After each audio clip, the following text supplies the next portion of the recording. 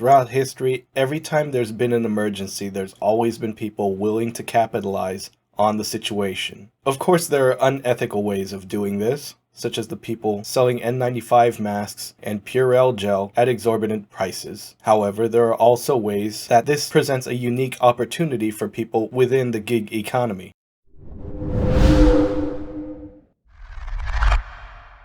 Obviously, I still haven't gotten my camera to work, but like I keep saying, that's not going to stop me from talking about what matters. Ways to make money in the gig economy. Let's take a look at the San Francisco Chronicle article that mentions how if you are a delivery person, business is brisk and business is good. Digging into the article, coronavirus fears drive surge in deliveries as firms scramble to keep up. Obviously, if you're doing deliveries in the Bay Area, you are probably killing it. Matter of fact, if you are local to the area and you know what the market is like, please leave a comment. I really want to know. Let's get into the meat of the article. As people frantically stock up to prepare for possible coronavirus home quarantines, some are outsourcing their panic buying, using delivery services like Postmates or Instacart for groceries, Amazon for a wide variety of goods, and DoorDash or Uber Eats for restaurant meals. Whether delivery companies can keep up is another question.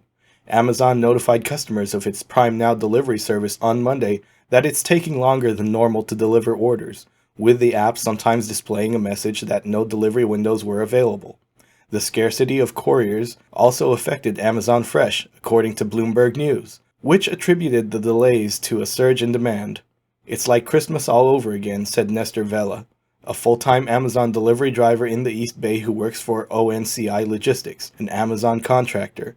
"Our loads are a lot heavier and there's been a big bunch of orders." Instacart, the grocery delivery service headquartered in San Francisco, has also seen a wave of orders, against a backdrop of store shelves emptied by people preparing for a possible pandemic. Over the last few days, we've seen a surge in customer demand for household essentials such as bottled water, as well as personal care products like hand sanitizer, the company said, adding that it remained fully operational across North America and aimed for uninterrupted service. "Relying on others for shopping may be a positive," said Karan Girotra, a professor of operations and technology at Cornell Tech in New York. "Going into a large public place like a grocery store is less desirable because of the risk of contagion," he said. "Delivery services can serve an important role by decreasing how much people get together in big stores." Big pause right there. This doesn't necessarily mean that there will be less people out there. It just means that there's going to be more people taking the place of these people who were too scared to come out and get their own supplies. If you request someone come shop for you, it's still going to be pretty much a one-to-one transaction. Just that now you have some delivery driver standing in line for you instead. Let's continue. Of course, the delivery workers themselves may be at risk if they're bringing goods to the homes of sick people. For the gig workers responding to app orders, who generally are independent contractors, there's another wrinkle. They only get paid if they work, which means they have to balance making money versus the possibility of exposure. "Most of the prepper orders I did, the customer didn't tip well. They don't want to go to the store because they might get sick, but they think nothing of the person who is shopping in that store for them," said Crystal Ash, an East Bay Instacart shopper and delivery driver, in an email. "I have been coughed on and sneezed on so many times these past few days." Another pause right here. I do agree with her standpoint. There are a lot of entitled people who don't see delivery drivers, whether it's app-based or Amazon or actually Deliverymen. I mean, when's the last time you thought about your postman? When is the last time you've given him a tip or a thank you card, or you said, "Hey, thank you for delivering my mail today"? There's just so many things in the modern world that people take for granted. Honestly, I wouldn't mind if people actually had to go and hunt their own meat. Just for a day. Everybody loves the sausage, but they don't want to see how it's made. Let's continue. She's also concerned about hand sanitizer and disinfectant wipes being sold out and wishes stores would limit quantities to prevent hoarding. "I need that stuff to do my job so I don't pass anything on to somebody with a compromised immune system," Ash said. "I have enough hand sanitizer for a few more days. After that, I don't know what I will do. Driving around shopping and delivering, I don't have access to a sink to wash my hands all the time." For the gig companies, there's a delicate balance. They may be limited in what they can tell workers because exerting control is among the factors that could result in workers being reclassified as employees under AB 5, California's new gig work law. No on-demand companies responded to questions about whether they are concerned about this or whether they're noticing reluctance among workers even while demand surges. DoorDash, Uber, Instacart, Postmates, UPS, and FedEx all said they are informing their drivers and couriers about public health officials' recommended hygiene precautions, such as frequent hand washings and staying home if sick. The safety and health of our community of employees, merchants, and Dashers is always our top priority, DoorDash said. We are closely monitoring this situation and have shared the CDC guidelines with Dashers and merchants.